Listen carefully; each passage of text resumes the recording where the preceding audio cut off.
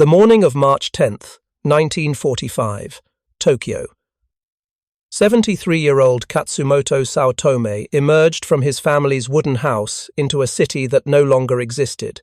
15.8 square miles of the Japanese capital had been reduced to ash. The canals that once flowed through the Shitamachi district had boiled. Metal had melted. Buildings and human beings had burst spontaneously into flames. If you're enjoying this deep dive into the story, hit the subscribe button and let us know in the comments from where in the world you are watching from today.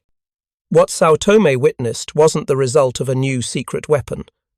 The atomic bomb wouldn't fall on Hiroshima for another 5 months. This destruction came from something Japanese military commanders had systematically dismissed, underestimated, and failed to defend against. 14,000 tons of napalm, dropped across 67 cities over 5 months, would transform American air warfare from ineffective to devastating. But the story begins not with flames over Tokyo, but with a fundamental miscalculation. Japanese military leadership, convinced of their invulnerability and deluded by propaganda, built a defense system designed to fight the wrong war. They prepared for high-altitude precision bombing. They received low-altitude firestorms instead. In 1943, as American bombers began testing incendiary weapons against mock Japanese villages in the Utah desert, Tokyo's civil defense system remained a collection of wishful thinking and propaganda. The Japanese government, according to post-war American surveys, provided assurance that wooden houses could be impregnated with fire-resistant chemicals. In 1945, authorities awarded prizes to civilian firefighters who could throw water highest out of buckets. These weren't defensive measures, they were theatre, a performance of preparedness that masked catastrophic unreadiness. Tokyo's firefighting force, responsible for protecting the world's most densely populated city, consisted of 8,000 men, equipped with 1,000 pieces of equipment. Among those 8,000 firefighters and their 1,000 pieces of equipment, there existed exactly 3 firefighting extension ladders. 3. For a city of more than 13 million people living in structures built primarily of wood and paper, the Japanese military, prioritizing every drop of gasoline for combat operations, severely rationed fuel deliveries to fire stations. American observers documented firefighters polishing the caps of empty gasoline tanks while flames consumed neighborhoods a mile away. On other occasions, they simply sat and talked.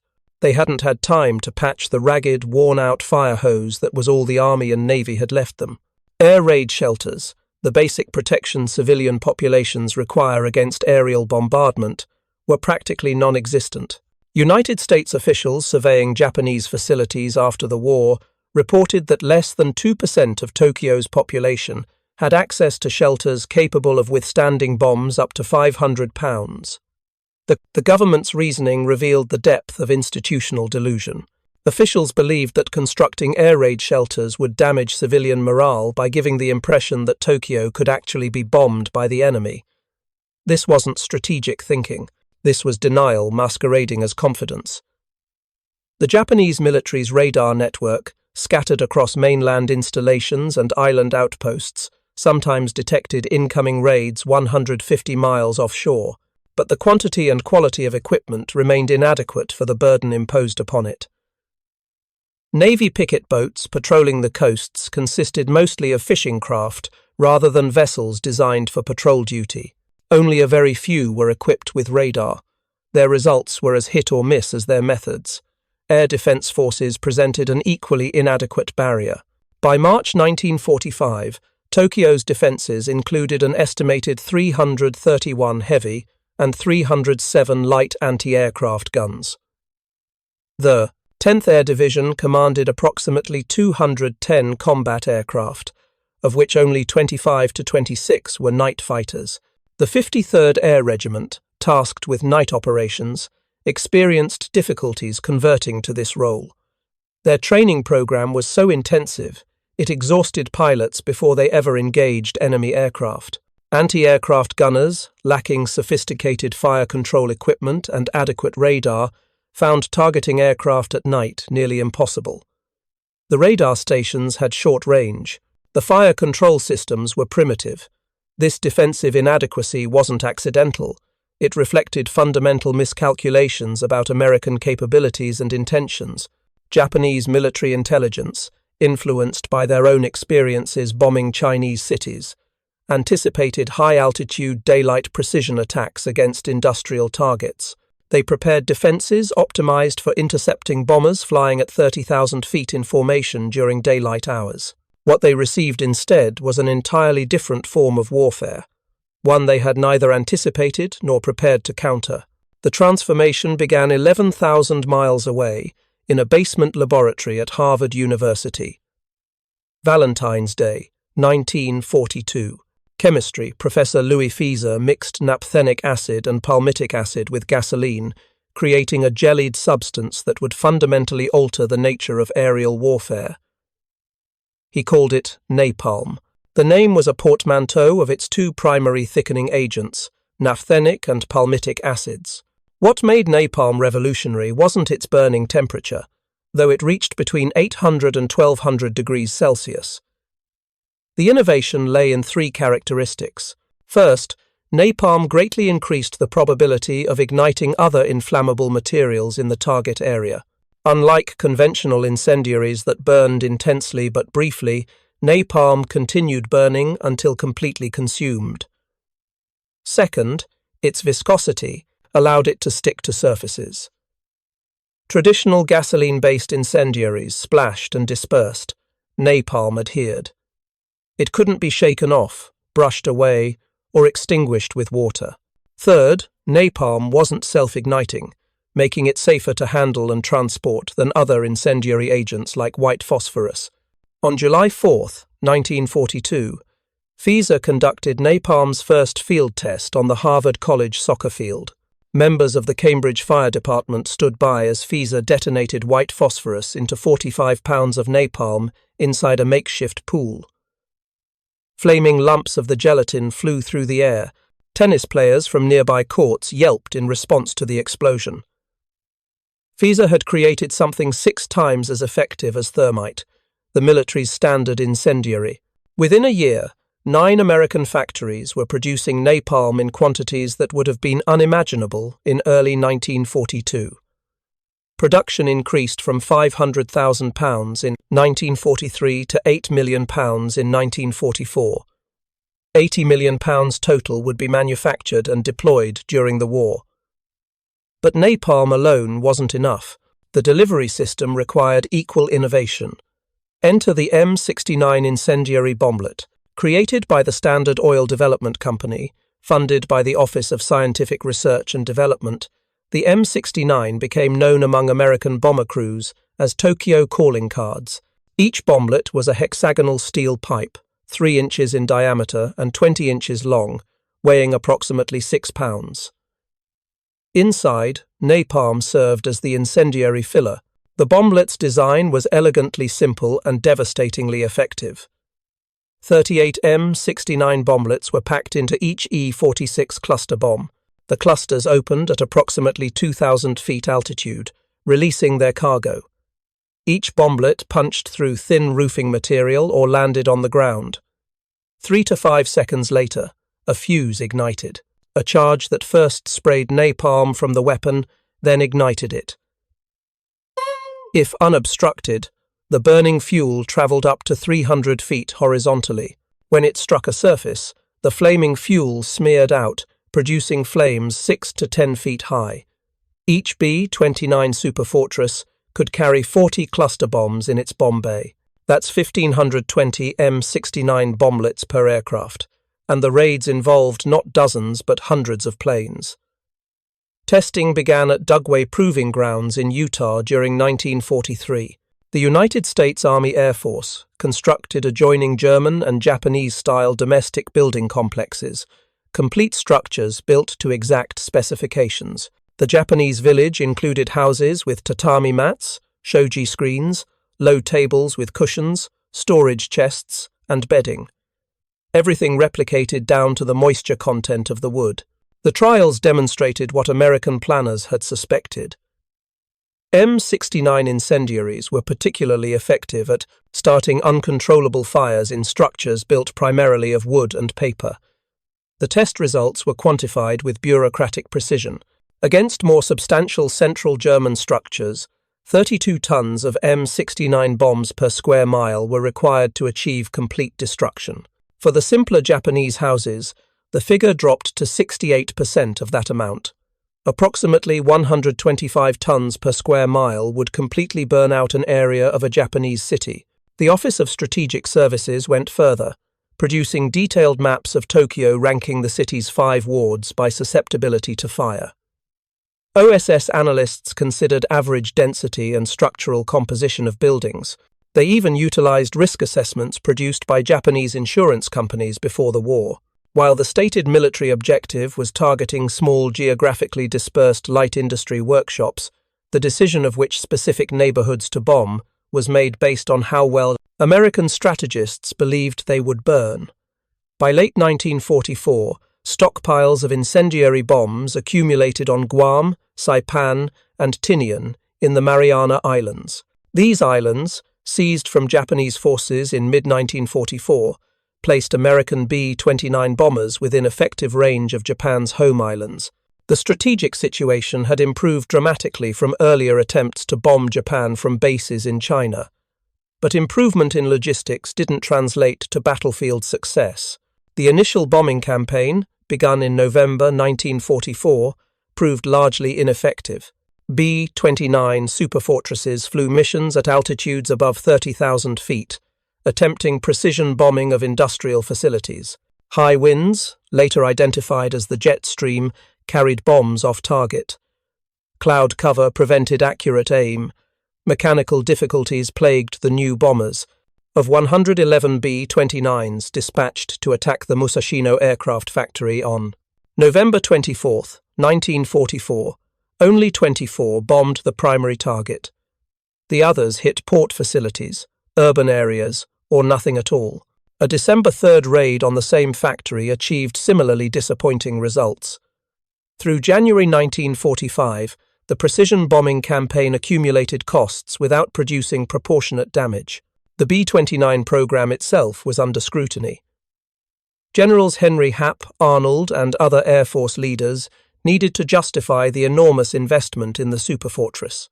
Each aircraft cost $640,000.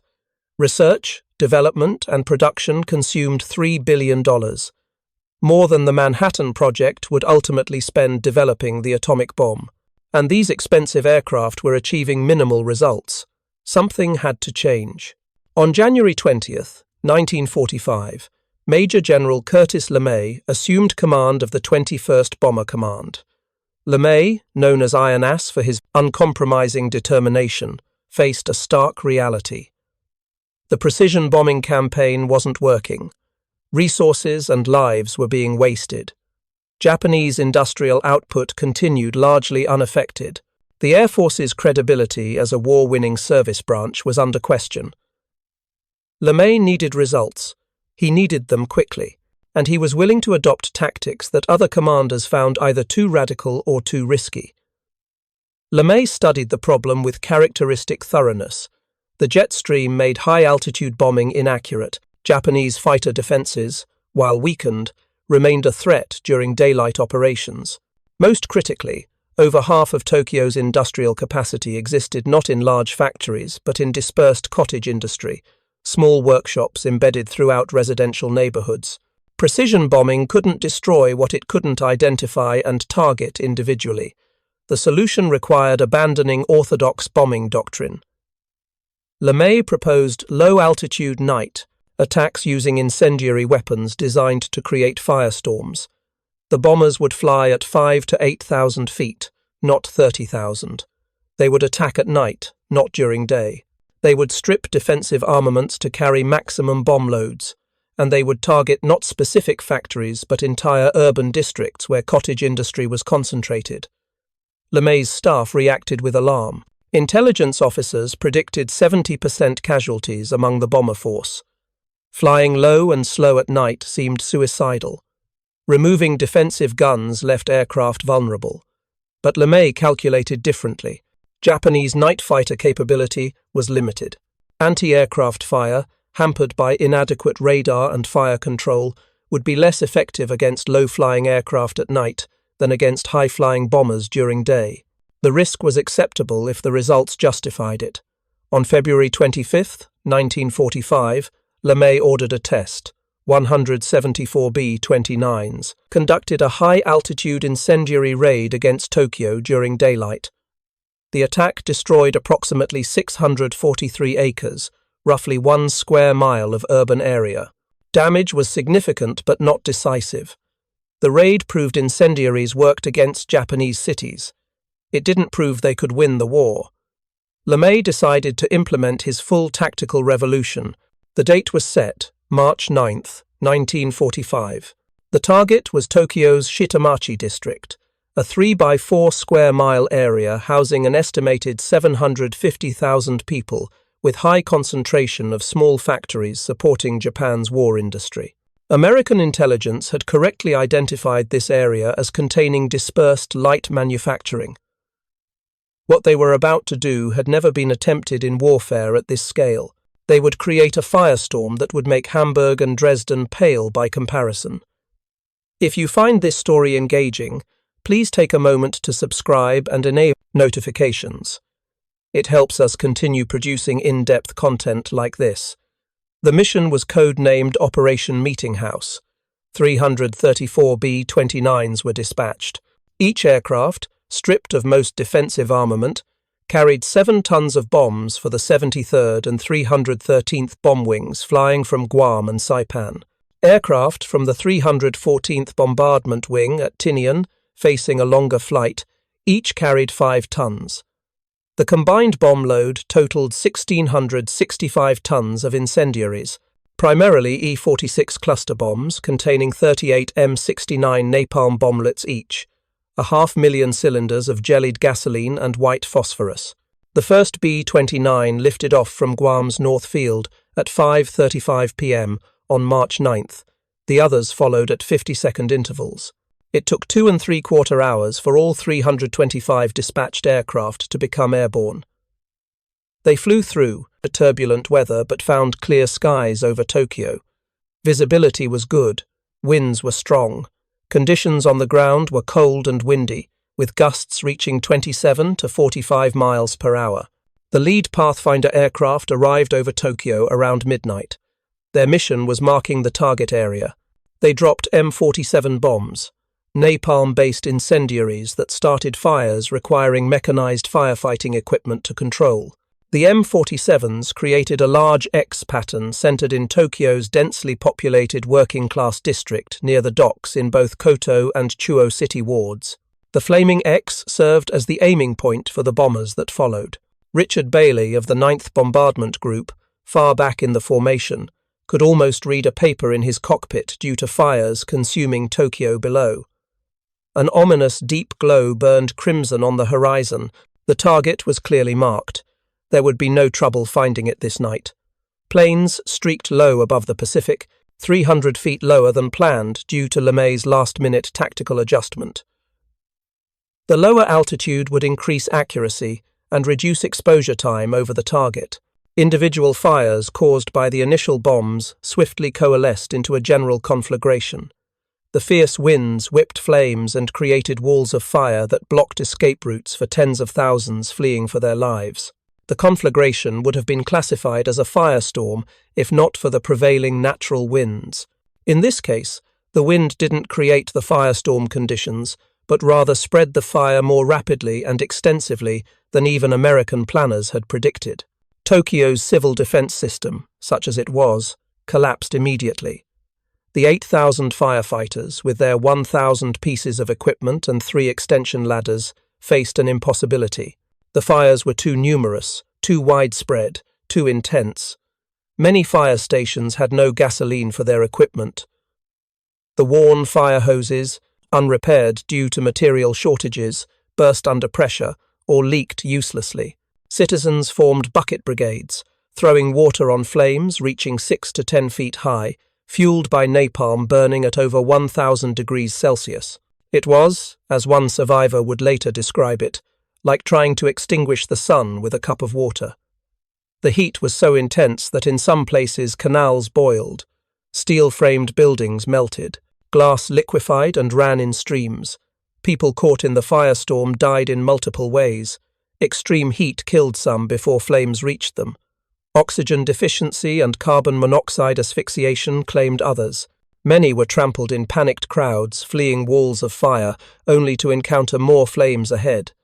If you find this story engaging, please take a moment to subscribe and enable notifications. It helps us continue producing in-depth content like this.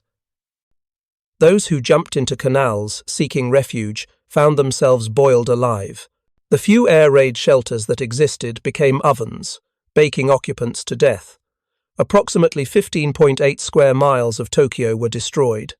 267,171 buildings, 1/4 of all structures in the city, were obliterated.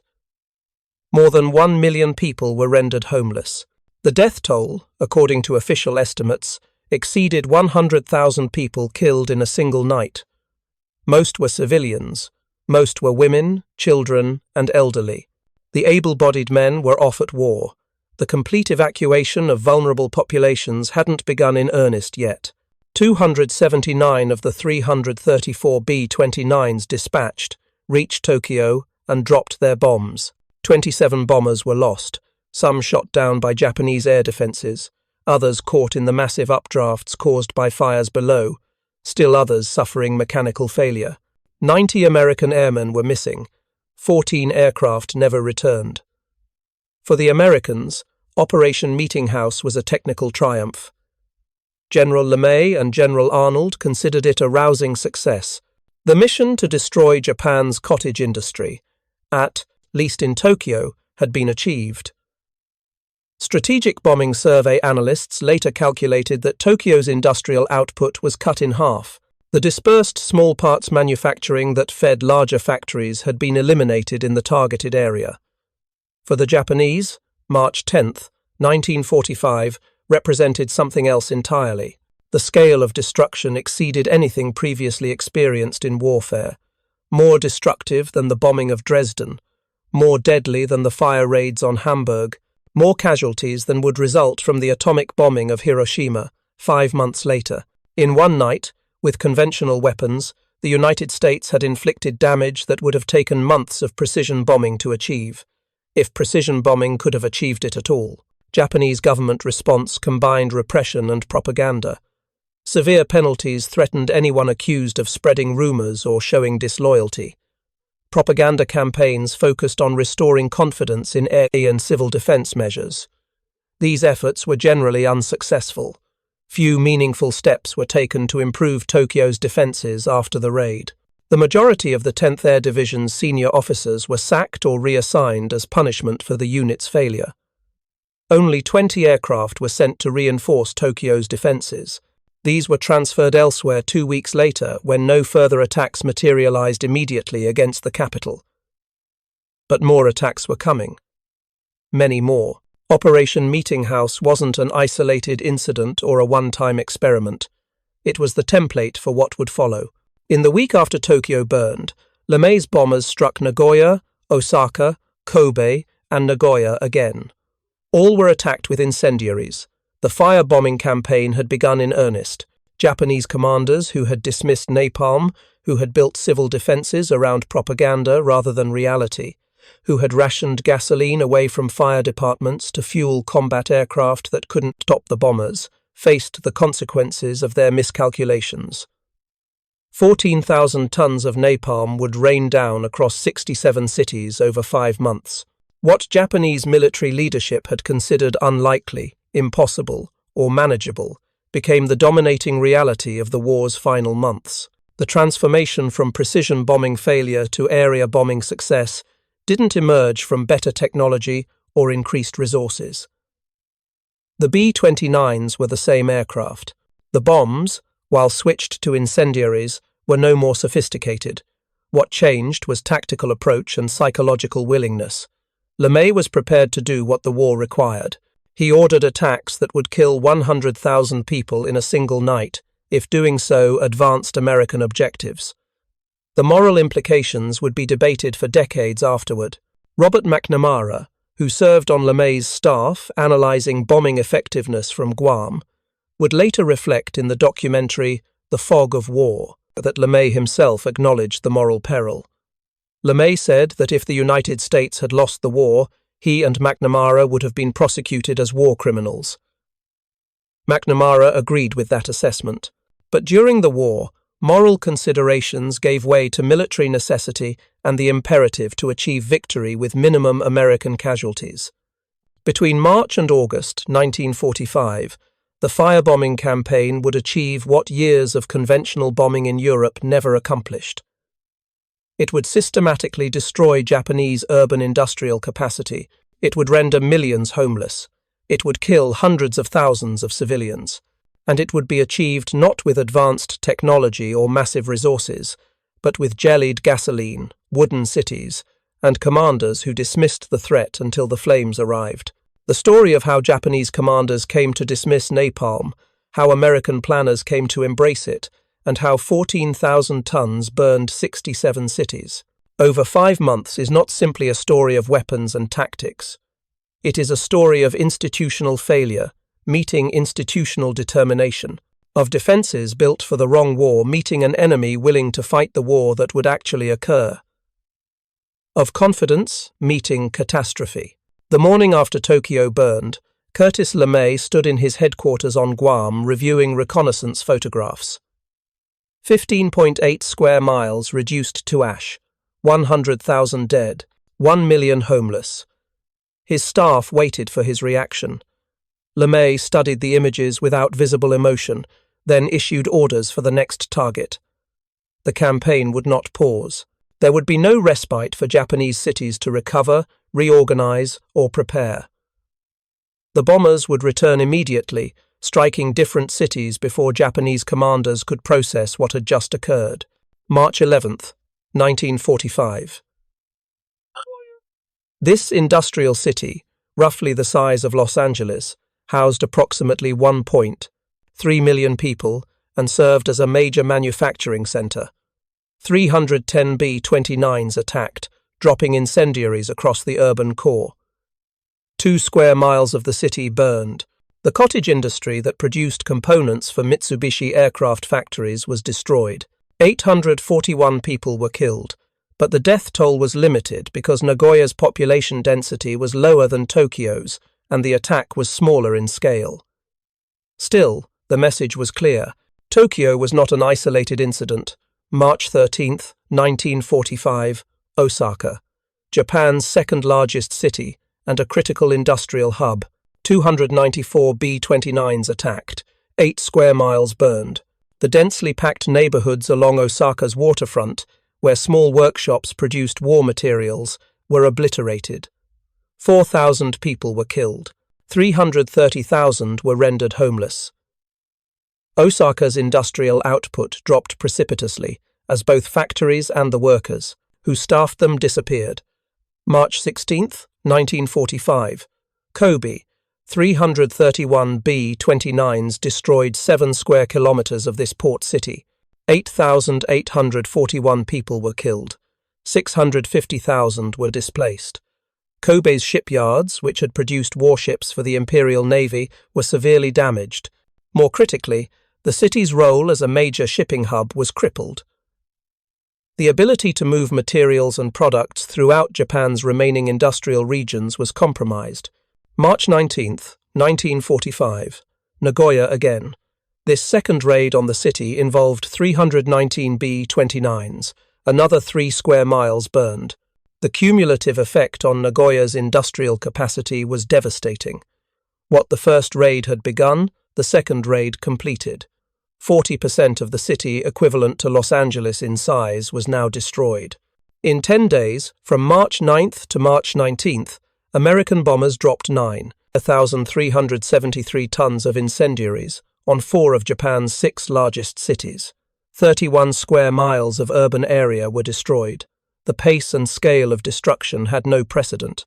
Even the systematic bombing of German cities over 4 years hadn't achieved this level of concentrated devastation in such a short period. Japanese military leadership, finally recognizing the catastrophic effectiveness of incendiary attacks, scrambled to respond. But their options were severely limited. The fighter forces assigned to home island defense had been depleted by years of attrition in the Pacific. Fuel shortages meant that even available aircraft often couldn't fly.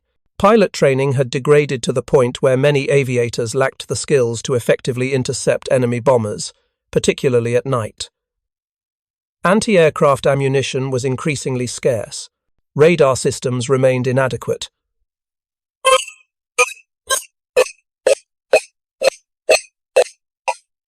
More fundamentally, the Japanese military faced a strategic dilemma.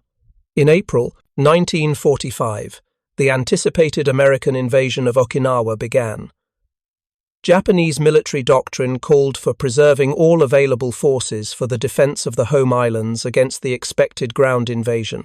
This meant reducing attempts to intercept bombing raids in order to stockpile aircraft for kamikaze attacks against invasion forces.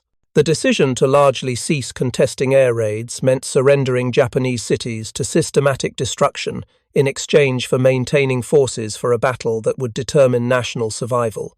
The Imperial General Headquarters, belatedly responding to the crisis, adopted a revised civil defense plan in late January 1945. This plan assigned responsibility for fighting fires to community councils and neighborhood groups because professional firefighting units were short-handed. Citizens were to observe a blackout from 10 p.m. Japanese positions in the Bonin Islands could normally provide 1 hour's warning of American air raids. Air raid sirens would sound in threatened cities.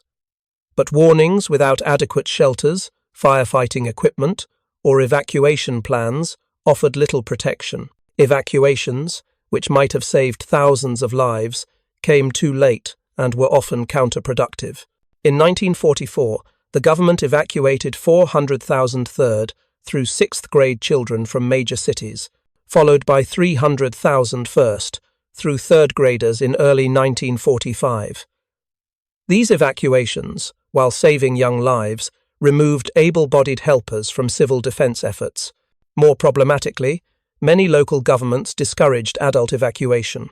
In Aomori, the prefectural governor issued an injunction threatening to remove fleeing residents from block association registers, which would cut off their access to rationed food.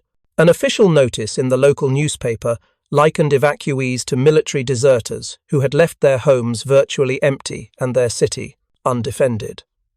Many hungry civilians returned to Aomori just in time to experience a 100-bomber night raid on July 28 that killed 728 people. The bombing campaign paused in late March as LeMay's forces shifted focus to supporting the Okinawa invasion. Airfields in southern Japan became priority targets. B-29s attacked military installations rather than urban areas, but the pause was temporary. By May, with adequate munitions stockpiled and the Okinawa campaign progressing, LeMay resumed urban incendiary attacks with renewed intensity. May 14, 1945. Nagoya experienced its third major firebombing.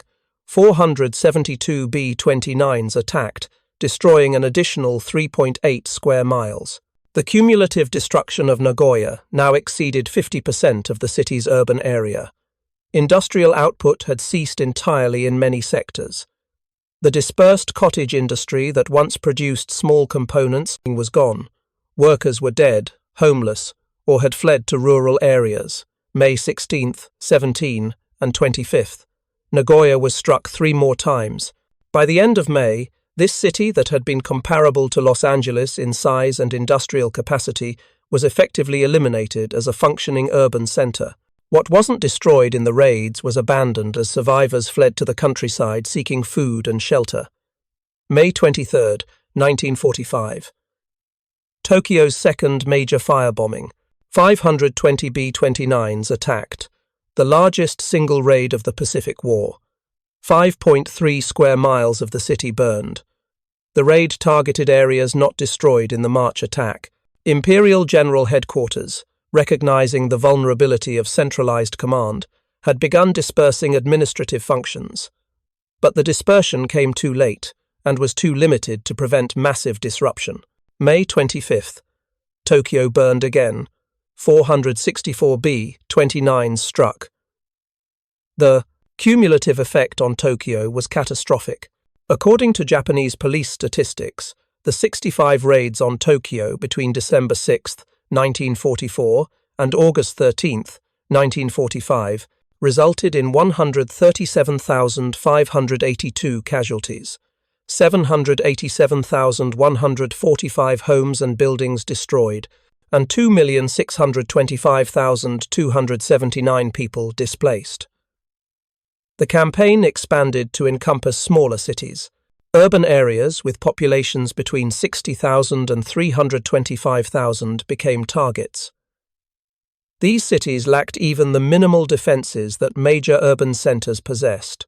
Many had no radar, inadequate anti-aircraft guns, and firefighting forces consisting of volunteers with buckets and hand pumps. June 1, 1945. Osaka suffered its second major attack. 473 B-29s destroyed an additional 11 square kilometers of urban area. The port facilities, already damaged in the March raid, were further degraded. Osaka's function as an industrial and shipping center was effectively terminated. June 5, 1945.